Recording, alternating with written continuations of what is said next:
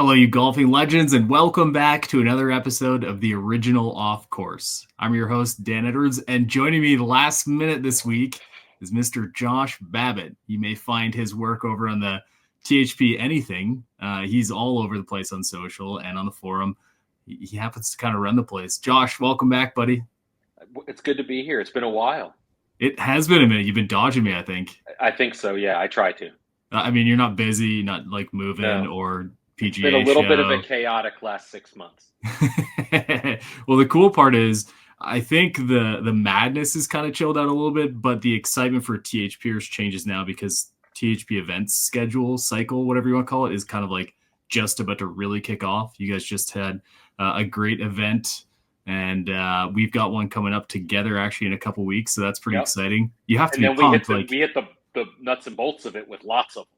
Yeah. Well, you have to be excited because like all that work that goes into it, you finally get to have a little bit of fun instead of all the planning, dealing with the madness that goes along behind the scenes with all the stuff. It's got to be great.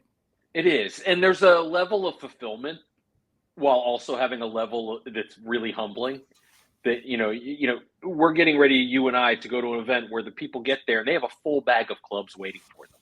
And we do a lot of cool things on THP, and maybe some of it gets taken for granted, or taken for granted is not really the right word or phrase, but more kind of pushed aside. But imagine before we were part of this community, going to a golf course, showing up, meeting the people who make the clubs, and oh yeah, here's a full bag of clubs, go have fun. Like those things didn't happen.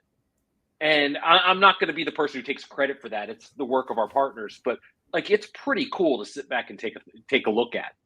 Well, I mean, it's a collection of everything, right? Like it doesn't come out of nothing. It comes out of a lot of hard work and years of refining the process and learning what works and what doesn't. And here's an interesting question to really get you started, since we're about to enjoy, at least from a forum perspective, how these things come together. Do you feel like there's a level of refinement that has existed over the last decade? And are you happy with where it is now? Yes, and I would call it even more than refinement. I mean, we went from, hey, let's get together and here's some swag, to let's put on things that nobody had ever dreamt of possible. And I can't do that alone without our partners. Like, if people just want to get together and play golf, great. I'm happy for you. Go do that. But that's not what we're doing. So yes, there's definitely a level of refinement. And am I happy with where they are? And I hate asking myself a question and answering it. That's freaking brutal. But yeah, I'm happy with where they are. They can always be better, though. Always. Well, and that comes down to the little things like the amount of time in between the second tee time and dinner. It's the little things that I'm constantly thinking about to make sure an itinerary is perfect. Okay.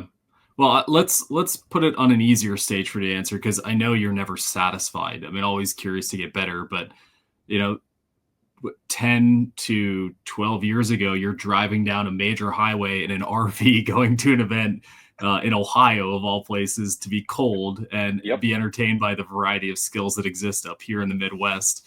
Did you ever think in your mind back then that you'd be even close to what it is right now from an events perspective?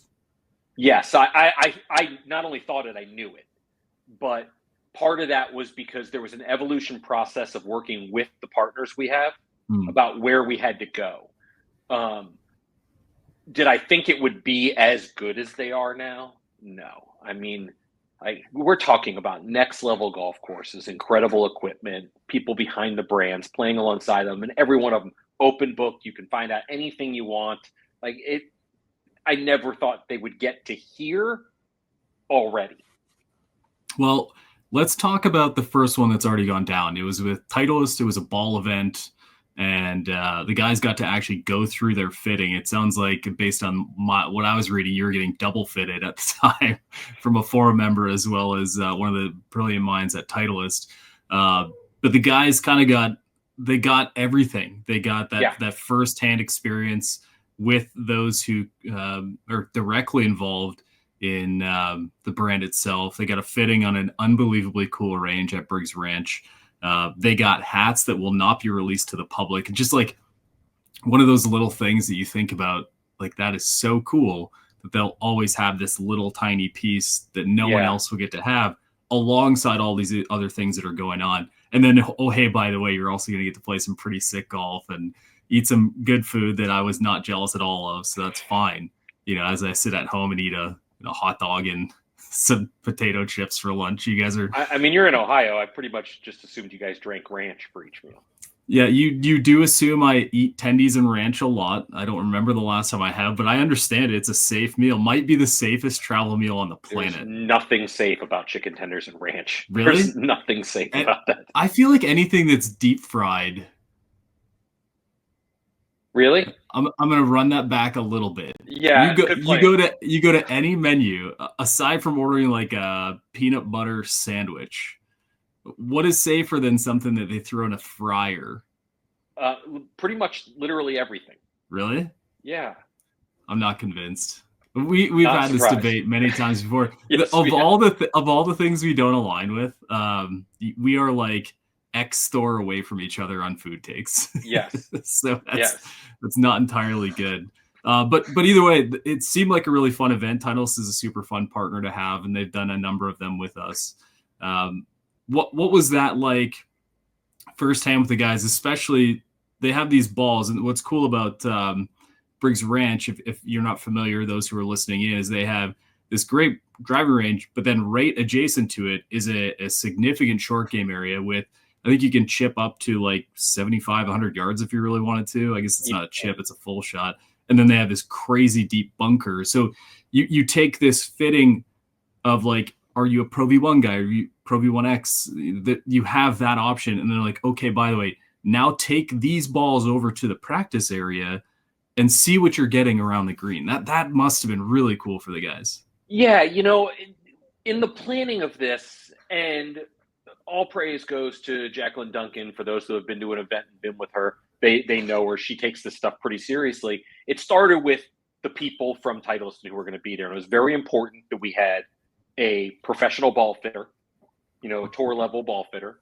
We had a person behind product, meaning creation, so they could talk materials and science behind it and performance and tour. And then we had the senior VP of marketing. So you have fit, creation, and the person that brings the product to market. And by having that, you get to open the doors of what is marketing, what is not, what is real and what isn't, what's performance and why. Let's talk construction. But going from a fitting where you're hitting, so the range of Briggs Ranch already has Pro V1 and Pro V1X balls as their range balls, but that wasn't good enough. They wanted to use brand new Titleist golf balls. And Briggs Ranch was nice enough to sort them for us afterward and deliver them back. You got fit for a ball, and then the next step was let's go over to the short game area and hit a variety of shots to confirm that's what it is. But then it goes a step further. Hey, fitting is really important and fitting is great, but we want that ball played on the golf course. Let's take it on the golf course and let's have a consultation afterward to make sure it's still the right fit. So all those things were really, really interesting. From a performance nerd like myself, I found it incredibly interesting. And everybody just had a great time, which is the most important thing at the end of the day. Yeah, one of the things that I'm always curious about with these, and I've been lucky enough to participate in a few and support our THP partners. I'm always fascinated to hear, like, do you feel overwhelmed by this? Is it like just a lot? And I feel like an event like this, where it's just pure education from something that's been around for a very long time in Pro V, you have the depth of knowledge that exists there. There's kind of two things that I think I'd be worried about. Number one, the level of over analysis that's done by the individual. Sure. But then secondary to, like, and I'll give you an example. Everyone knows Pro V, right? Like, I would say it's one of, if not the most recognizable ball out there, and has been for a long time. Yeah. Certainly one of, that's fair. And I think everyone has their perspective on, well, I'm a Pro V1 guy, I'm a Pro V1X guy, I'm a left dot guy. But yeah, there he is. I found him. You get out there and you go through this fitting, and suddenly it shifts a little bit. Now, you have the type of person that will combat it. You have the type of person who will go all in based on the feedback they're given. And you have the type of person who's afraid to ask the question, why? So I call them hand sitters. Well, I'm curious about that.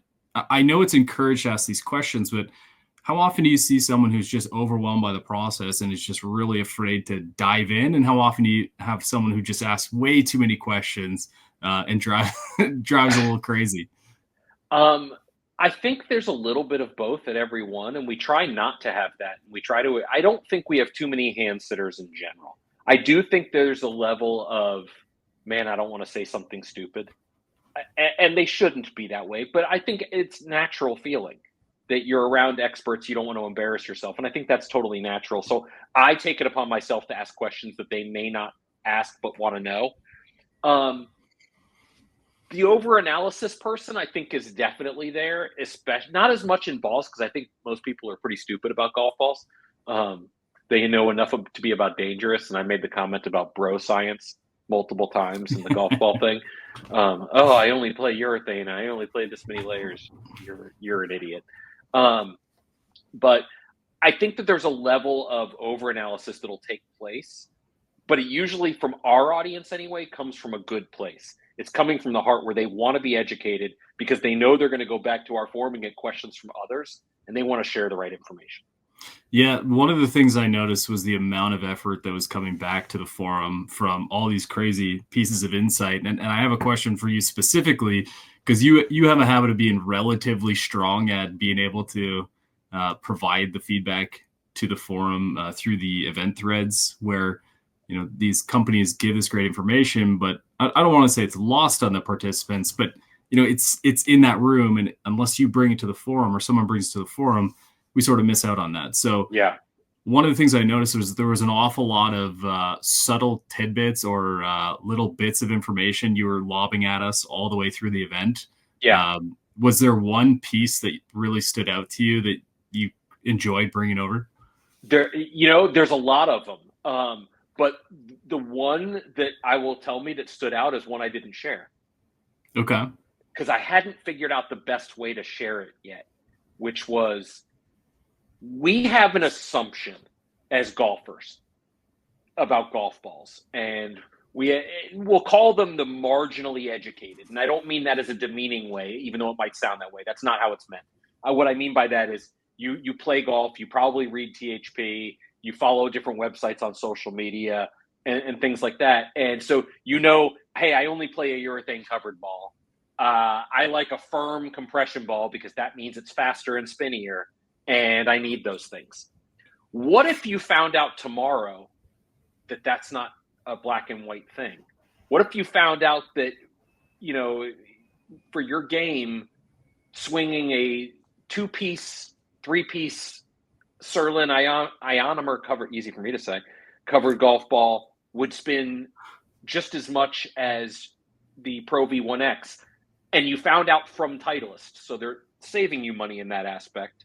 But what if you found that out? And I think that that's the part that was the most surprising to me, that I haven't figured out the best way to relay that to the forum yet, that you need to stop with the black and white aspects of it and either the Titleist would tell you, go get fit. I'm going to tell you, if you can do that or want to do that, that's wonderful. If you don't, go test. Try it Yeah. for yourself. I mean, testing is the ultimate Correct. prover, right? And I'll add that I think it directly impacts based on where you play. Different greens react in different ways.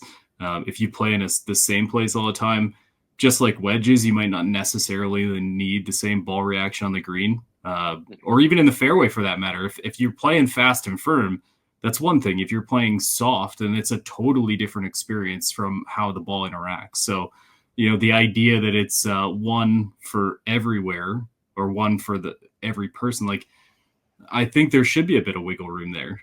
I have a question for you. Do you buy into the idea of off-season golf balls? I know No, not no, absolutely. necessarily. And I can actually back that up with science because I've read so many things from different golf companies about weather changing and things like that and the effects. No, absolutely not. You should pick your golf ball however you want to pick it and play that same golf ball all the time. Yeah. So, in fairness, I didn't even get to say just on the account of weather, but also just like the idea of the impacts it may have on your overall swing speed or Yep. the turf interaction, the engagement that changes in the off season. For what it's worth, those are all weather based. Well, that's fair. But then the other part being, not everyone wants to play the most expensive ball when they're out there playing. And I think that's probably what I've believed to be the best argument for it is I'm not looking to play a premium golf ball when the experience and the weather isn't premium. And I can think, understand that. And I'm going to counter it for you real fast, okay. though. The idea, and I've lived in the North and I've lived in the South, that, I swing slower with different layers, things like that. Your tendencies with the swing are not that different, though. Mm-hmm. So my recommendation for that person is, as you're playing golf throughout the year, take one golf ball after a round, even if it's brand new or whatever it is, and just put it aside. That's it. One golf ball each round, just put it aside. You're not going to play it. Then when the off season comes around, you have a full dozen there waiting for you. Interesting. You're welcome. I mean, you're welcome. I tend to just steal the wife's softer compression Sirlin covers and feel pretty good about myself. So yeah, seems appropriate that both theft and ill-fitting make sense for this one. Well, I think it's just more like a regift to myself because I originally gave her them. So no, that's not how that works. Nothing? Dang, no. I thought I had something there. Well, no. Anyways, it was a fun follow, and it's great to see Titleist progressing the way they are. Did you find the experience pretty strong for the product they're bringing out? They have? Yeah.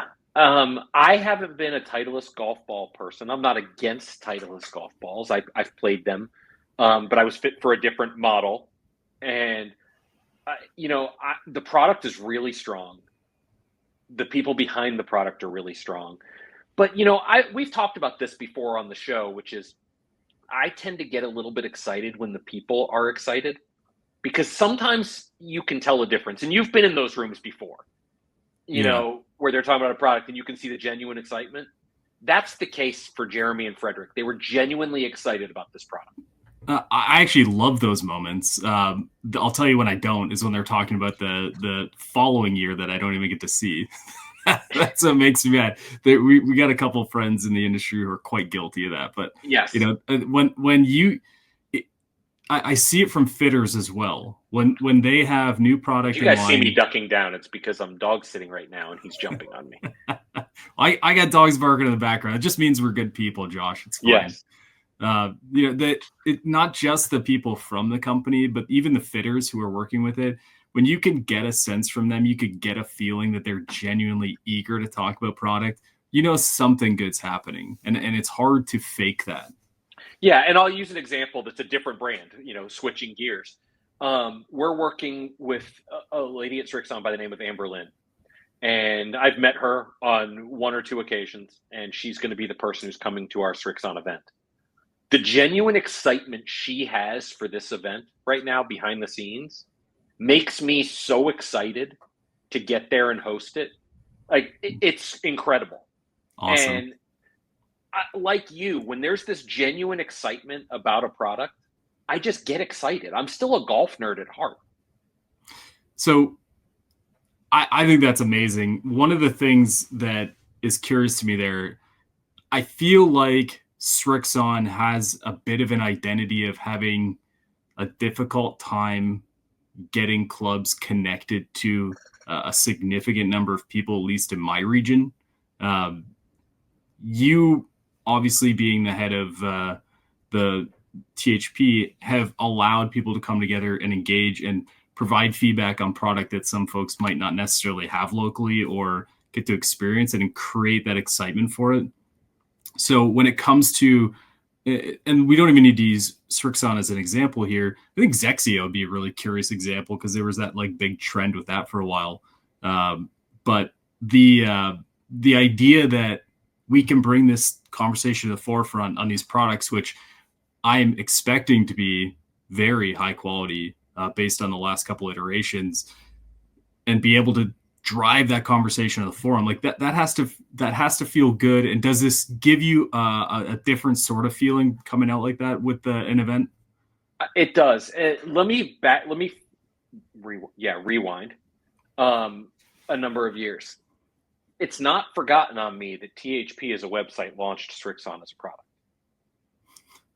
We were the first website or media outlet ever to have Srixon products once they became what they are now. Obviously, before they had Japan models and they came over here a little bit, but the Srixon that everybody knows now, we were the first website, online forum community to ever have Srixon products in the United States. We had them 7 months before embargo date, at an event we were hosting at the time. It was in Myrtle Beach, and it was like a forbidden fruit. Like nobody knew what to do or talk about. Right. The brand has grown a lot since then, and I still kind of think people view them as an iron company. And I think you're probably right. There's a bit of an identity crisis there because it's really hard, especially people don't believe me when I say this, but golf marketing teams are way smaller than people think. Like they assume that you go to these headquarters and there's like an entire floor dedicated to marketing departments, and it's normally 2 or 3 people. You know, it's hard when you have Cleveland, Srixon, Zexio, Asics, Never Compromise, and I'm missing one. That's a lot of SKUs to put marketing behind. Sure. And, you know, some of those products get lost in the shuffle, I think. And they shouldn't. Srixon makes an incredibly high quality product. And that's kind of the problem, is they shouldn't, but it's inevitable, man. And Yeah. I think it's one of the things that would be interesting to talk about is the amount of quality product that exists right now seems to increase. Like the pool of options increases every year, not just from what's available, but like the really high quality options that are available to golfers seems to increase. What do you feel like the last 5 years even, or maybe the last 10, but more specifically the last 5, has really bolstered options for golfers? Yes. Let me say that with a caveat. Not all companies have gotten significantly better over the last 5 years, and I'll leave it at that. With that said, this year, I've been doing this for 17 years. This year is the strongest product drop, as I'll call it, head to toe, that I've ever seen in golf, and it's not close. Wow. The amount of and I'll go, you know, we were having a conversation on the forum community about combo sets, and I'm not going to get into that because Dan's a weirdo, but that's fair. The idea of lacking precision in a game improvement iron and game enhancement and players iron, those lines are so blended now, it's insanity. The work that's being done on faces and irons is the best I've ever seen, and it's not close. I mean, I've seen data showing balls hit a full inch away from the center, a full inch towards the toe, and going the same distance, same height, same spin that you're going to get hitting it on the button. That's never been able to be done before. Like, that's insane. And drivers, they're incredible. Well, what's interesting to me is the different ways that companies go about it. I think, you know, there's a lot of discussion that goes along, probably more in the putter space than anywhere else, about like theft of ideas or recreations or whatever you want to call it. But what I like about especially like irons and drivers is, I mean, sure, companies are talking about the same thing, but they are going about it in their own way, and they're finding solutions in their own way, which I think is incredibly interesting. There's definitely a signature mark from designers and brands on irons, more so than other places. And that's an interesting way of putting it, because you're right. What's an interesting idea is you look back at everybody 10 years ago on THP. Oh, they're all the same. It's all marketing. You buy what brand you like. At that time, we hosted an event, and the question was posed to Ping about, why don't you have carbon fiber crowns? Everybody else had gone that route 8 years ago, 6 years, whatever it was. And they were like, oh, we've done some testing, and we haven't perfected that model. They actually talked about the crowns popping off when they were doing testing, which makes no sense at all, but that's neither here nor there. Fast forward, all the brands that we had said, hey, they were kind of getting left behind, have caught up. I mean, they've all gone that route. They've all gone carbon fiber. They've all gone that route. They've all gone lighter club head weights in general. So they were behind, but they're not now. And that's what makes it such an intriguing year for releases. Ping even caught up. I mean, they were slow and spinny, but still high quality product. They've caught up. Srixon's drivers in metalwoods this year, phenomenal. Mizuno's last line, that ST Max might be the most underrated driver that's come out in a number of years. The Callaway Elite line is about as good as anything I've ever tried in the space. I like Ed, how could I forget Dark Speed Adapt, which literally changing the game in fitting, and telling people you don't have to go see a fitter if you don't want to. You should, but you don't have to. Here's an app, hit some balls, and let's figure out what's best for you. Like, we're talking about a year there's things that aren't being discussed enough that should be. Well, what's interesting about what you just described is the depth has increased significantly. And I say that with all love and respect to some of these companies, is that they're not known for certain things. And when you come out and say, well, their metal woods this year, their drivers, their woods, their hybrids are exceptionally good. You're not even saying that by comparison to what they've dropped in the past. It's competitively in the market. And I think that's one of the things that I felt like was lacking for a while there was wood diversity. I mean, we had irons for days for a long time, but it's like the woods and a lot of companies are really catching up there.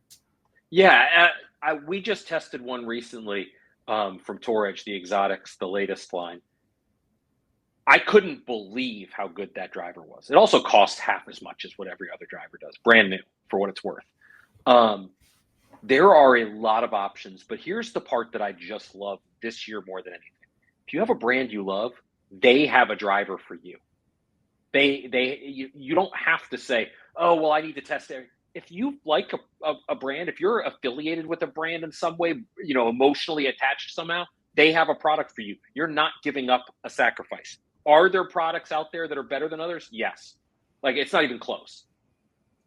But you can have the choices that exist and still find something you want in your lane. If it's budget, let's say you have a budget of a little less than what everybody else is charging for a driver. You have some great options there. The Mizuno ST Max is phenomenal. The Exotics that I just mentioned, phenomenal. They're half the price of some other ones. So whatever lane you're in, you don't have to say, well, I'm going to wait till next year. And I'm not saying that as a sales pitch. I get paid nothing if something is sold. I wish I did. But the products that are out this year are the best I've ever seen across the board for a wide spectrum, and it's not close. Should we talk about the elephant in the room? Sure. I have gained weight. Thank you for noticing. Definitely that. Obviously, I thought everyone could see that since we're video now and incredibly important. The thing I'd love to talk to you about, which we sort of teased last time, was that ShotScope is definitely happening this year. I know. I sent one to you, and I have received a unit. Okay. How long ago have you received this unit, Dan? You know, it's like I live in Ohio, dude. Time stands still from November to March. You have played golf, though. I played golf in a simulator. No, you've been out there once or twice. Actually, truth be told, I went out for 9 holes with my son last night. Is the ShotScope attached and working? It is not. But I have a round this weekend, and they will be attached, no doubt about it. Because I'm more curious than I am concerned at this point. Let me give the audience some foreshadowing of what's going to happen. You can't even say without laughing. You've been trolling me all day on the forum. I don't know why. The end of this movie is going to be one of those pick your adventures where Dan has this thing of, I can keep going down this path and because I know it's going to work, or I'm going to light this thing on fire. It's going to be one of those two things. But the first round, there will be frustration. It might miss 1 or 2 shots. He's getting used to it. The second round, it's going to pick up everything. And Dan is going to look like he was paralyzed because he was shot when he starts going through the data. The third round, he'll start diving in a little bit and be like, oh, son of a bitch, I was wrong about all this. Yeah. By the fourth round, he's like, oh, shit, like this is really good. By the fifth round, it's second nature. Well, my goal right now is to not have an opinion. And there were a couple of shots early on. That's not going to happen. Yeah, I know. Listen, dude, this is my show. Okay? Relax. there were a couple of shots where like I did a 3/4 or hit into the wind or hit with the wind. I will get over that. That I think is one of my biggest fears is picking a shot based on the results that it'll send. But that's why you're not basing your data on one round. I know. I was presetting my brain to not worry about stuff like that. Okay, This is the most bear Canadian with you've me, ever buddy. been. Bear with me. But it is happening, and I'm really excited about it. I'm genuinely excited about it because we are constantly talking about on THP like getting better or things you need to work on or conversations about uh, expectations on Yeah. proximity to the hole. Those are all things I would love to reference my own data with rather than just having a strong opinion based on what I believe my experience is. So I think as much as I'm doing it for exploration and wanting to be a part of the great partnership that ShotScope has with us and our community, I also want to just improve my conversation points with it. I think Okay, having that so information will be great. here's another $1 million question. You Yeah, said we'll you're see. playing this weekend. Yeah. In 2 weeks, Oh you have God, a you're gonna full ask set about of a driver, clubs. aren't you? No, full set of clubs coming your way. Okay. What are you going to do? You going to reset all the badges and put in or reset all the things and put it in the equipment, or are you just going to wait for the Srixon clubs? No, I'll reset it. I don't think there's anything. I think it's nice if I can get a couple rounds in before I head out to Briggs. It'll be great to have that experience in hand. Mm-hmm. And yeah, and obviously the second I get there and we all geek out about our new products that we've never seen in hand before, the first thing that I'm going to do is get them all connected. Well, that's not true. The first thing I'm going to do is going to take them to the range if I can, because like Yeah. let's be obsessed for like 20 minutes, please, and then around the fire maybe later, I'll get them all dialed up. Yeah, I think you're going to enjoy them. Well, you've never really not liked the Srixon product, and most of the testing we've done Mm-mm. always kind of fallen back. The sound profile fits, the shaping fits, everything else. ShotScope, if you actually follow through with this, and I still have my doubts, You but would. if you actually follow through with this, I think you're going to end up really liking it from the standpoint of you love the game as much as anybody I know from a playing standpoint. It will make you better. Like, it will.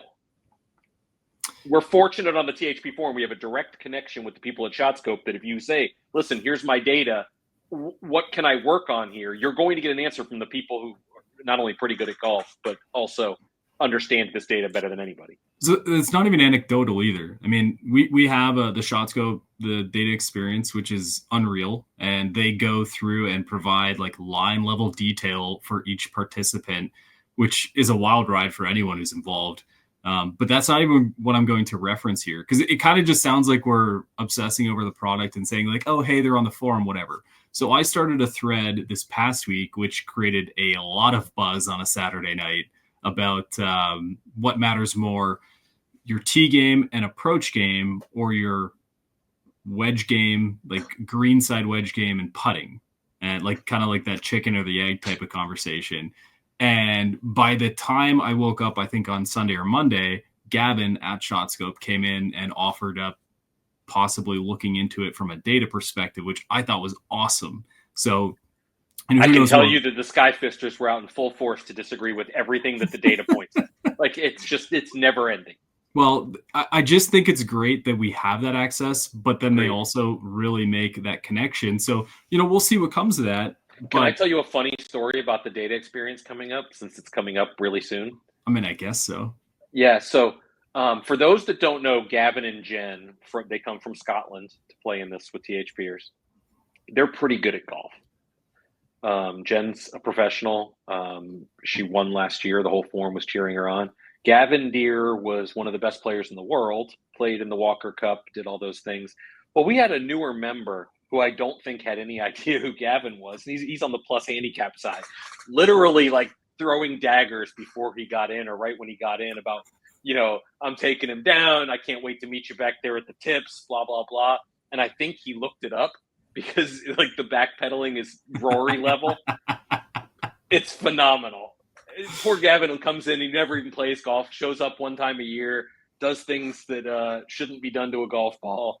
And poor Montana lefty Jeff there, I don't think the words have changed quite a bit since I think he figured out who Gavin was.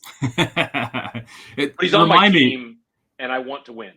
is this one at Victoria It National? is. It's at Okay, Victoria National. that's what I thought. And I think this is a really, really great place to have something like this because they will have months to prepare the right way. And the data will be spitting out, you need to work on this. Victoria is a hard golf course. Yes. You can't hide your failures or your in. So for those listening, last year I was leaving Victoria National, and Dan sent me a text message and said, "Hey, I'm going to Victoria National. You had a friend who had an in to play there." And after the round, I'm driving all the way back to, at the time, Nashville. I'm driving, and I just get a text message, and it just says, "Holy shit, that place." It's cool, man. I mean, it is an unbelievable golf course. It is wonderful when you're playing well. It is unbelievably cruel when you're not. It is hilarious to watch other people succeed or fail on. But at the same time, it is golf in its purest form. I think they did a beautiful job with the property. It was really weird for me to not go inside and have a great big dinner and hang out. But it was really fun to see that property. I can't wait to follow along. Any time an event happens at Vic, it's worth following just to see how people react to it.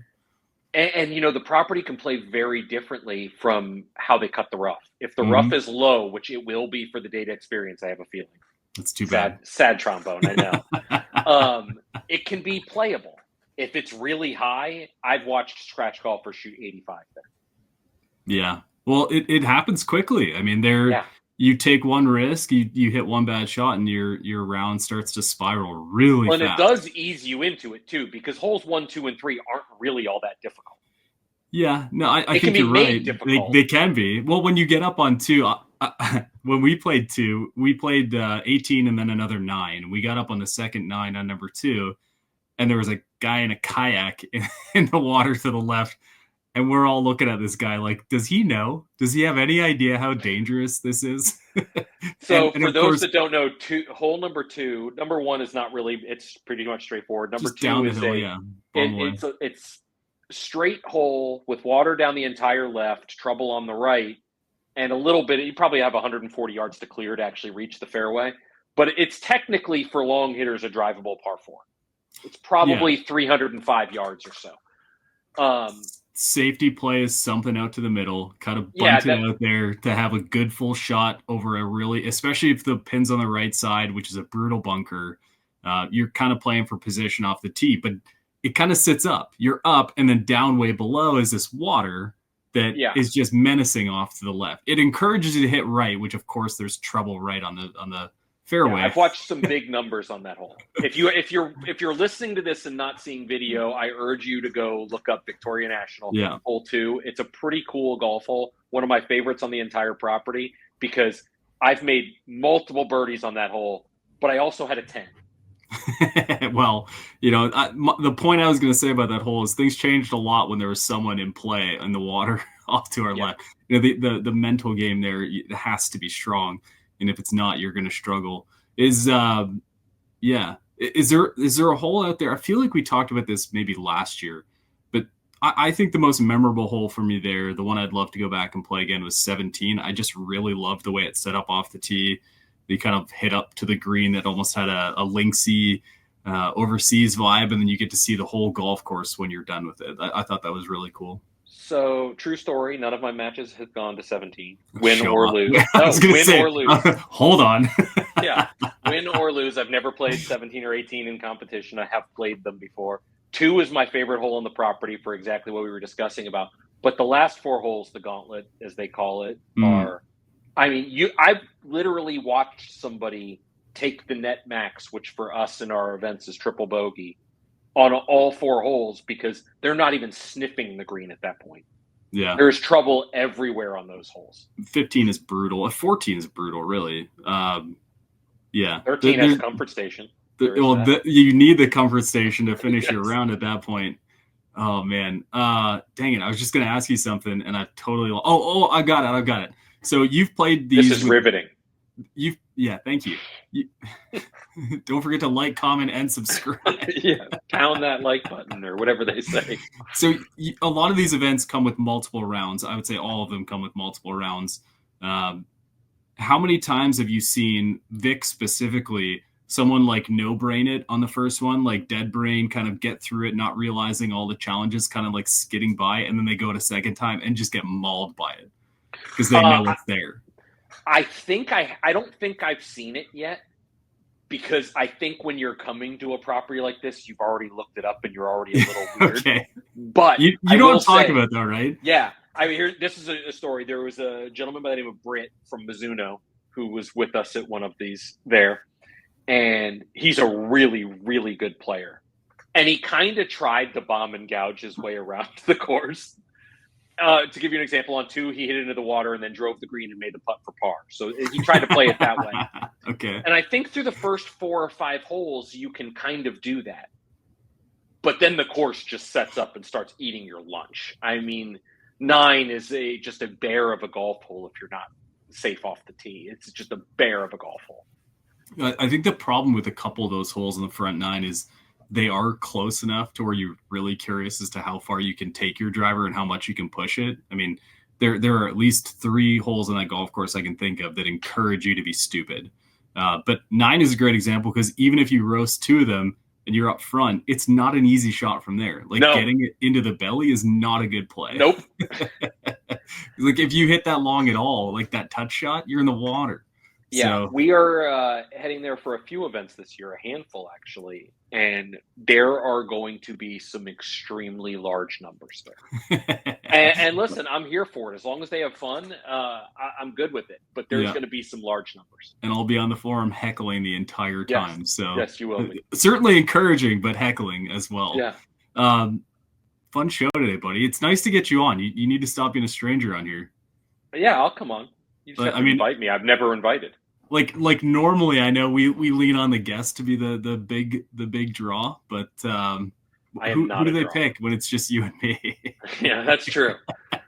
Probably you. Well, I can't wait for Srixon experience. So I gotta say one more thing though. Yeah, go ahead. This is dropping on Friday. Mm-hmm. In just a few days, we have sign up for an event at Grable. Okay. With Golf Tech. I've heard good things about Grable. It's the finest facility I've ever been to in my life. It's with Golf Tech. Okay. It's also with Adam Rank from the NFL Network. Gotcha. And we're going to do fantasy football meets golf instruction meets everything, and do it at literally my favorite golf course I've ever stepped foot on in my life. Wow. That sounds like a can't miss experience. It's going to be unreal. Interesting. Yeah, you might have to sign up for that one. Oh, yeah? Yeah. I don't typically fare well with RNG, but it's one of those ones. Grable's big on the list. So is Arbor Link. Could you go to Golf Tech? Could you go through lessons? Could I? I would love to, yeah. Absolutely. Really? I would. Absolutely. You know what? Interesting. I've learned a lot about myself for the last couple of years. I got an idea. Okay. What's your idea? You should be in this event with me. Okay. And you have to document your Golf Tech process afterward. Interesting. I wonder. We should ask the audience. We'll ask them if they think you should go through it. Okay. If they say no, then you don't get in. Well, they say no. I don't. I don't think I'm ready for that. Yeah, I got to be a little bit sweeter on the forum then for the next. Yeah, start kissing some ass. I've been a bit sassy lately. Yeah, kiss some ass and shake babies or whatever you're supposed to do. I don't think you're supposed to shake them. Yeah, no, that's why you're not allowed. It does make them quiet though. That took a turn. If the forum thinks you should go through lessons at Golf Tech and document your progress, I think that would be pretty cool. So we'll leave it up to them. If they say you should do it, you should be in the event. And if they say no, then no. Yeah. The only thing more entertaining than me in a Golf Tech lesson would be me trying to convince Adam Rank at how good I am at fantasy football. Yeah, I don't think you're going to convince him of that. Oh, man. That Kelsey pick last year ate at my soul the whole time. What a disaster. You know what that's called? Disappointment. Karma. Oh, dude, I was going to say it, but I felt like just shitting on myself a little bit more. Yeah, it's why called not? Karma. Buddy, thank you for coming on. Closing out the show. Yeah, super fun. We covered some pretty interesting things. It certainly seems like this is the year to go try product. Don't just listen to what you hear online. Everywhere has an option to hit. Go hit it. And I think take that conversation to the forum. Take it to our socials. We'd love to hear what your perspective is. I'm definitely curious to see who the big winners are this year from all the great content we've been reading on the homepage. So yeah, go do that. And if you want to come heckle me at the Srixon experience, we'll have a conversation on the forum for that whole thing coming up at the end of the month. Apparently I'll have some new shoes beforehand as well. But yeah, either way, if you guys are playing golf this weekend, have fun. Enjoy the start of the real golf season, which happens now in the Midwest. And if you are playing with a buddy, make sure you tell them they're good at golf. They really probably need to hear it. We'll see you guys next week. Thanks, buddy. Now it's time to send it over to Don Brown for this week's Shaft Education, brought to you by True Temper. Hey students, back in session, Shaft University, I'm Don Brown. Today's question is about lightweight materials and if it makes new lighter weight shafts more viable. On the steel side, we can get a little bit lighter, but with steel, because we only have one modulus we're working with any steel material, if we get a lot lighter, we're going to get softer. So making a 50-gram shaft, if we can make it durable, it would be an absolute noodle. So getting a lot lighter there probably doesn't make sense for a lot of the market.